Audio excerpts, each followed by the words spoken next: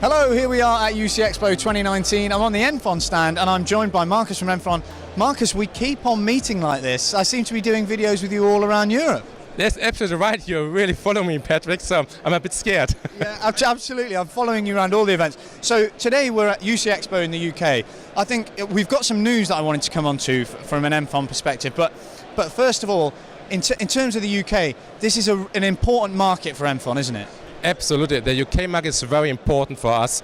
I mean, here we have a heap range of competitors, of companies that really provide cloud services. And from a technology point of view, the UK market is a bit ahead of the European market. Yeah. So, and it's not a question if companies change to the cloud, it's to which provider and to which tariff. That's a key difference, whereas we see in other markets where we just go to like Italy or other markets, we see the companies still in the decision phase if they should move to cloud. Yeah, no, it's very interesting, and every time I speak to you both off the camera, you know, behind the scenes and on camera, it's interesting to get an opinion about how the different European markets compare and contrast. And as you said, the UK market does seem to be a bit more open to cloud technology and technology adoption compared to other markets in Europe. Absolutely. We see this very large in the contact center environment where we spoke last. And here it's already about multi-channel, it's a clear must, and as well as speech analytics. Yeah? Whereas we see when we respond to tenders in other markets, this has not been that top requirement. Here it's a sort of mandatory requirement to have speech analytics capabilities embedded in your solution and into your offering. And this is, of course, is a clear difference. For us, it's very good because we know, okay, where the market will be heading to. It's, of course, good to know, okay, what are the competitors doing? And then, of course, we make decisions. What do we add to our portfolio? How can we really be at a cutting-edge technology in other markets? So it's very good to be in the UK and to be one of the providers of choice. Absolutely. And in terms of, this is obviously the biggest communication show in the UK. What have you got on show on the stand today? Is it the entire portfolio, Cloud Jar and everything? Oh yes, of course. So customers and channel partners and people can come to our booth and we have everything here. So our Cloudia, our cloud-based telephone solution offering. We have contact center services, we have recording services. So the whole lot from A to Z that we offer. People can come up, meet us, see us and get a presentation of the solution.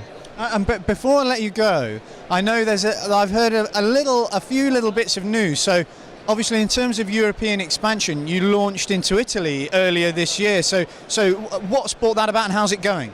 Italy is great. So we launched the service in March. We have a good team there with 7 people. So sales people, technical consulting people, support, marketing. So the launch was fantastic. We have now a partner program launched that's called Engage. Now we roll out this program with a partner event coming up by end of May, and then follow up by a roadshow across whole of Italy. So the event is already fully booked, and we see huge of demand in the Italian market. Lots of partners, channel partners want to talk to us, want to see what can we offer, how they can sell our solution to their customer base. So the Italian market is really buzzing and really ready now to go into the cloud. And you were telling me before we started recording that the Italian market's really emerging in terms of adoption of cloud. It might have been slightly behind potentially the UK or some other European markets, but it's something they're really moving towards now. Absolutely, yeah. So of course from a cloud adoption rate, the UK market and the Dutch market clearly ahead of all the other European markets. Now Italy, they were a bit behind. Why? Because the broadband expansion was a bit, they had a sort of break on it, but now it's really coming up and they're really buzzing, they're really eager, so the channels ask for it, customers ask for it, they always want to really update to the newest technologies, yeah. So it's really demanding, very good to be there. So you launched in Italy in March, and I've heard a little birdie talking about a French launch as well. You're well informed, Patrick. Yes, we are going to France by end of Q2 this year. So we're already in Paris. We've got an office, we've got people there, and the media launch will be by end of Q2.